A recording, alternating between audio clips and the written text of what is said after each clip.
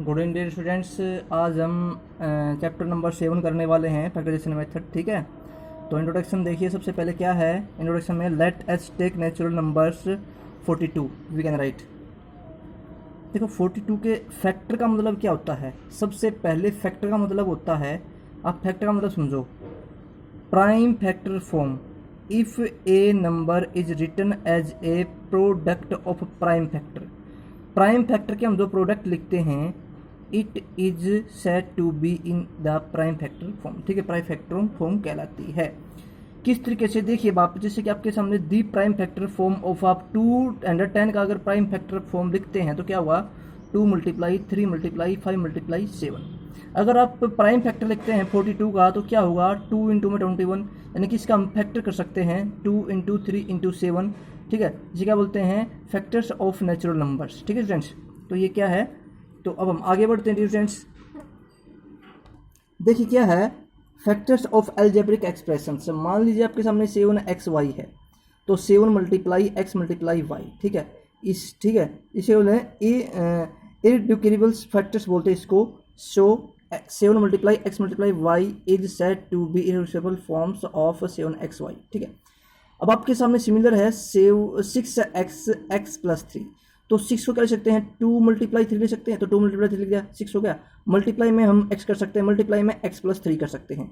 x plus 3 को multiply नहीं करेंगे क्योंकि ये दोनों प्लस में है। ठीक है, तो ये आपका फैक्टर बन गया। अब हम आगे बढ़ते हैं स्टूडेंट्स। देखिए आप, देखिए सिंस इसका मतलब plus 2 multiply 3 multiply x plus 3 is irreducible forms of 6x plus 3। ठीक है students, and expression 30x minus x minus 3 and y plus 4 express in irreducible factor form हमें लिखना है।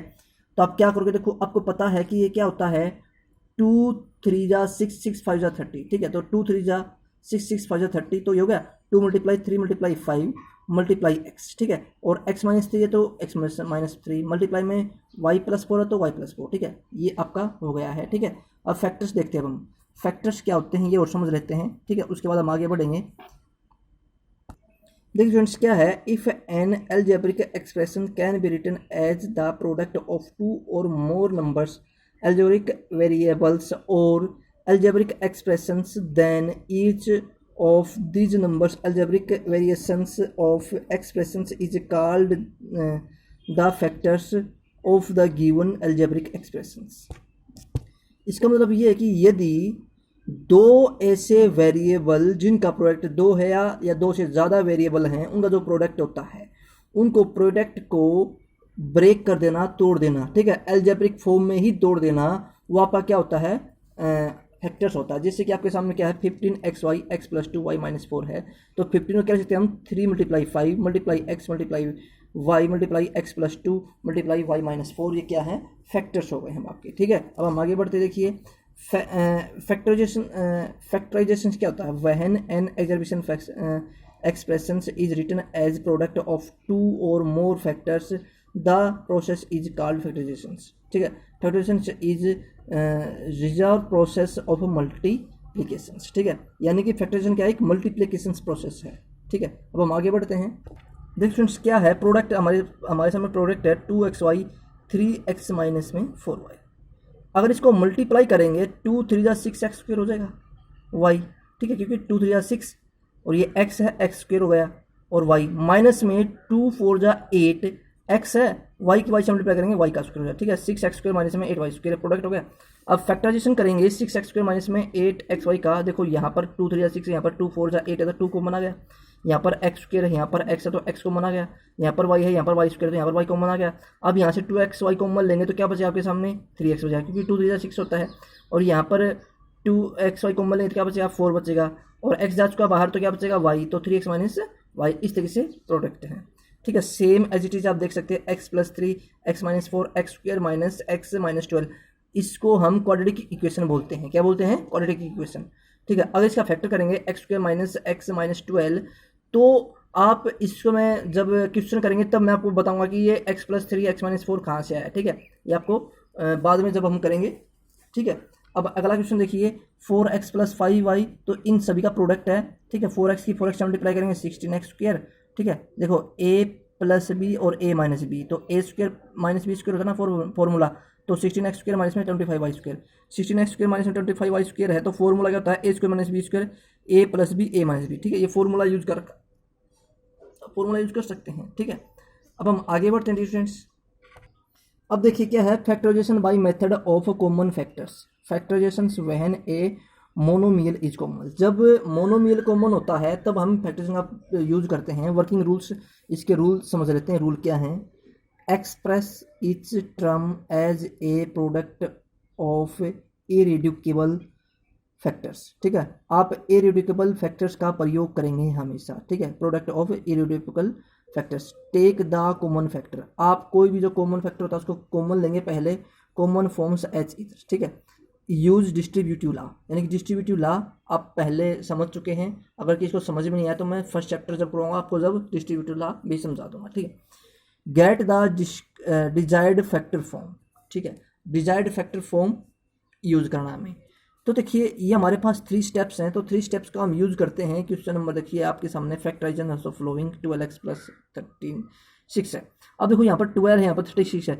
36 के आपके पास 12 3 जा 36 होता है ना। तो मैंने देखो क्या किया, 12x प्लस 36 है, तो मैंने इन सभी के फैक्टर कर लिए। 2 मल्टीप्लाई 3 मल्टीप्लाई में x, 2 मल्टीप्लाई 3 इंटू में 3। देखो 2 2 जा 4, 4 3 जा 12, 12 3 जा 36। ठीक है, तो देखो यहाँ पर 2 और यहाँ पर 2, ये 2 और ये 2 और ये और 3 और ये 3, देखो ये तीनों जो टर्म हैं आपकी मैच हो रही हैं। इसका मतलब क्या है, ये कॉमन है। ठीक है, सबसे पहले हमने क्या प्रोडक्ट फॉर्म में किया, प्रोडक्ट हो गया। उसके बाद हमने क्या किया, टेक कॉमन। अब हम कॉमन लेंगे किसको, इन तीनों में से कॉमन ले लिया। 2 मल्टीप्लाई 3। ठीक है, कॉमन ले लिया। अब आपके सामने क्या बच गया, x प्लस 3। ठीक है, कॉमन लेने के बाद क्या करेंगे, get the desired factor form. अब इसे फैक्टर फॉर्म में लिखेंगे। फैक्टर फॉर्म मतलब ये होता है कि जो कॉमन वैल्यू आई है उसकी मल्टीप्लाई कर दें आप। 2 2 जा 4, 4 3 जा 12, 12 प्लस 12 इंटू में x प्लस 3, यानी कि हमने तीनों स्टेप्स इस क्वेश्चन में यूज किए हैं। ठीक है, अब देखिए तो आपका आंसर क्या है, 2x प्लस 36 आंसर क्या है, 12 इंटू में x प्लस 3। ठीक है, same X square Y Z plus में x Y square Z plus में एक्स वाई जेड स्क्र। तो हम क्या लिख सकते हैं इसको, x multiply Y multiply Z. ठीक है, क्योंकि एक्स स्क्र था इसलिए हमने डबल एक्स लिखेंगे। Same X multiply Y multiply Z, X multiply Y multiply Z. अब और फिर x multiply Y multiply Z. देखो अब जो ये आपके प्रोडक्ट बने थे, जितने प्रोडक्ट बने थे, जो कम बना रही, देखो आप यहाँ से चेक करो, यहाँ से इसके बाद प्लस शुरू आ गया, तो x y z ये कॉमन आ जाएंगे। तो बच क्या अंदर, एक तो x बच गया, ये रहा, एक ये y बच गया यहाँ पर है, एक ये z बच गया यहाँ पर है। तो x multiply Y multiply z common आ गया, x plus y plus z आपका बच गया, x plus y plus z. तो हेंस आप कह सकते हैं इसका आंसर हो जाए आपके सामने x square Y Z plus में x Y square Z plus में एक्स वाई जेड स्क्र।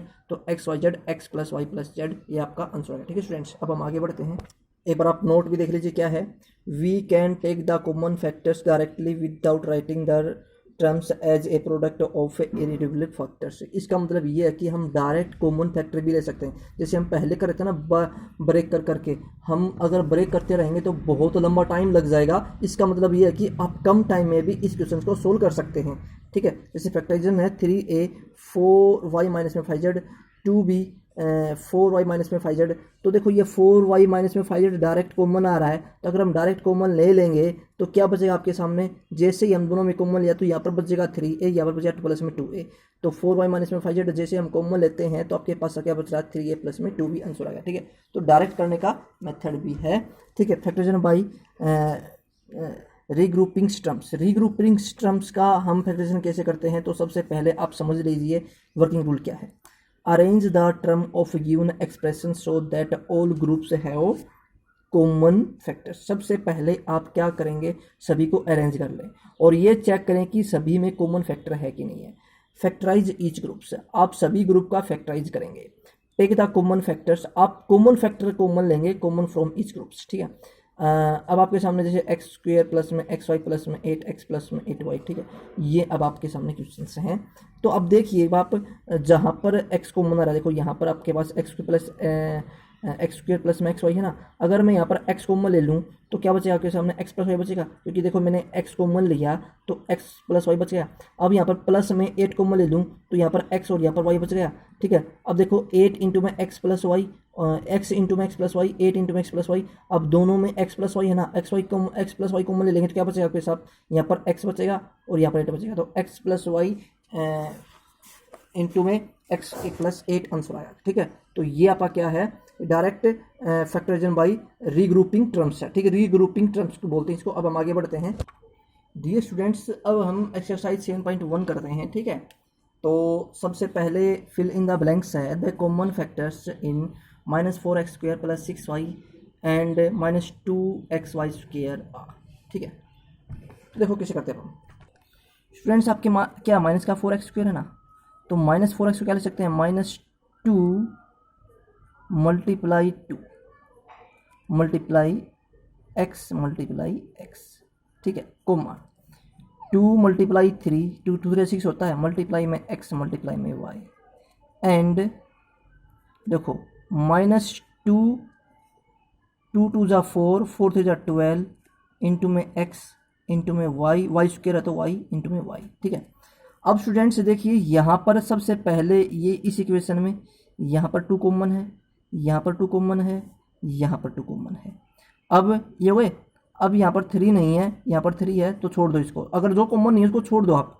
अब देखो यहाँ पर x कॉमन है, यहाँ पर भी x है और यहाँ पर भी x है, ठीक है। अब आपके सामने यही टर्म कॉमन है और ज़्यादा कॉमन नहीं है, तो हम क्या लिखेंगे, -2x तो कॉमन हो गया, -2x लिखो या फिर x को, चलो मैंने 2x ले लिया, माइनस को छोड़ दो आप। अगर आप माइनस को छोड़ दोगे तो देखो क्या बनेगा आपके सामने, यहाँ पर तो ये 2 कॉमन आ गया ना, तो ये चाहिए ले लो, -2x बच गया, यहाँ पर क्या बचेगा, माइनस का 2x, क्योंकि 2x तो कॉमन आ चुका है तो -2x बचेगा। हमने माइनस कॉमन नहीं लिया है, अगर माइनस कॉमन लेंगे तो ये जो माइनस वाली प्लस हो जाएगी और प्लस वाली माइनस हो जाएगी, ठीक है। तो हमने प्लस ही कॉमन ले लिया है। अब यहाँ पर क्या है आपके सामने, ये बचा 3y, ठीक है, एंड और क्या बचा आपके सामने, और बचा 2 3 जा 6y स्क्वायर। तो जो आपके सामने कॉमन वैल्यू है वो क्या ही है, 2x, ठीक है, 2x आपका आंसर है, ठीक है। बहुत इजी क्वेश्चन था। अब हम आगे बढ़ते हैं स्टूडेंट्स। स्टूडेंट्स सेकंड क्वेश्चन आपके सामने क्या है, the factor of 6xy 2x - 3y, 6xy 2x - 3y। अब आप करो क्या, पहले इसकी मल्टीप्लाई करो इससे, ठीक है, 6 2 जा 12, ठीक है, x की x से मल्टीप्लाई करेंगे x स्क्वायर y। अब आप इसकी मल्टीप्लाई करो इससे, 6 3 जा -80, ठीक है, यहाँ पर x है तो x लिख दिया, यहाँ पर y है, y की y से मल्टीप्लाई करेंगे y स्क्वायर होगा, आपका ये आंसर आ गया, ठीक है फ्रेंड्स। बहुत ईजी क्वेश्चन था, तो सेकंड क्वेश्चन भी आपका हो गया है, तो सेकंड क्वेश्चन में आंसर ये हो जाए आपका, ठीक है। अब हम आगे बढ़ते हैं थर्ड क्वेश्चन। देखिए थर्ड क्वेश्चन में क्या है, third question friends 2x - 6y + 8z है, तो 2 को लेने के बाद क्या बचेगा ये बताना हमें, ठीक है। देखिए थर्ड स्टूडेंट है 2x - 6y + 8z है, 2 कॉमन लेंगे तो यहाँ पर x बचेगा, वहाँ से 2 3 जा 6 होता है 3y बचेगा, 2 4 जा 8 होता है 4z बचेगा, ठीक है। तो आपका x - 3y + 4z आपका आंसर आ गया, ठीक है। क्वेश्चन नंबर थर्ड हो गया है। अब हम फोर्थ पर चलते हैं। क्वेश्चन नंबर फोर्थ देखिए स्टूडेंट्स क्या है, 3x x - y + 4y x - y। अगर हम x - y कॉमन ले लेंगे तो क्या बचेगा, चलो करते हैं। देखिए स्टूडेंट्स क्या है, x - y और x - y कॉमन ले लिया, कॉमन लेंगे तो आपके पास बचेगा 3x लिख दिया हमने, यहाँ पर प्लस है तो प्लस ही लिखो, माइनस है तो माइनस लिखो, प्लस है तो प्लस लिखो, ये कॉमन ले चुके तो हम क्या बचे हैं यहाँ पर 4y आंसर है स्टूडेंट्स, ठीक है। बहुत ईजी क्वेश्चन है। अब हम आगे बढ़ते हैं। क्वेश्चन नंबर 5 देखिए स्टूडेंट्स क्या है, x a + b + c y a + b + c z a + b + c, a + b + c common लेंगे तो क्या बचेगा, देखो करते हैं हम। देखिए स्टूडेंट्स क्या क्वेश्चन नंबर 5 में x इंटू में a + b + c है, a + b + c आपने कॉमन ले लिया है, तो यहाँ पर क्या बचेगा x, प्लस में क्या बचेगा y, प्लस में क्या बचेगा z, ठीक है स्टूडेंट्स, ये आपका आंसर आ गया। बहुत ईजी क्वेश्चन था। अब हम आगे बढ़ते हैं। जी क्वेश्चन नंबर 6 में क्या है, 2x² + a² y² + b² plus में 6y² प्लस में b²। अब इसने क्या किया है, 2 और y² + b² को कॉमन ले लिया। अगर यहाँ से 2 कॉमन लेते हैं तो आपके पास क्या बचेगा, x² + a² बचेगा, तो हमने लिख दिया x² प्लस में a², ठीक है। अब यहाँ से y² + b² तो कॉमन जा ही चुका है और 2 जा चुका है, यहाँ पर क्या बचा students, y square plus b square common जा चुका है ना, तो यहाँ पर क्या बचा 2 3 जा 6, यहाँ पर बचा 3, तो एक्स स्क्वायर प्लस में ए स्क्वायर प्लस में 3 आपका आंसर आ गया। तो डियर स्टूडेंट्स आपका जो ये क्लास रिस्पॉन्स था ये आपका कंप्लीट हो चुका है। तो डियर स्टूडेंट्स आपकी 7.1 का सेक्शन ए कंप्लीट हो गया है, सेक्शन बी हम नेक्स्ट वीडियो से स्टार्ट करेंगे, ठीक है। एक्सरसाइज 7.1 स्टार्ट हो जाएगी। बहुत इजी क्वेश्चंस हैं, बहुत ही आसान क्वेश्चंस हैं। तो मिलते हैं बहुत ही जल्द नेक्स्ट वीडियो में। तो आज के लिए इतना काफ़ी है। Okay, wish you the best and have nice day dear students.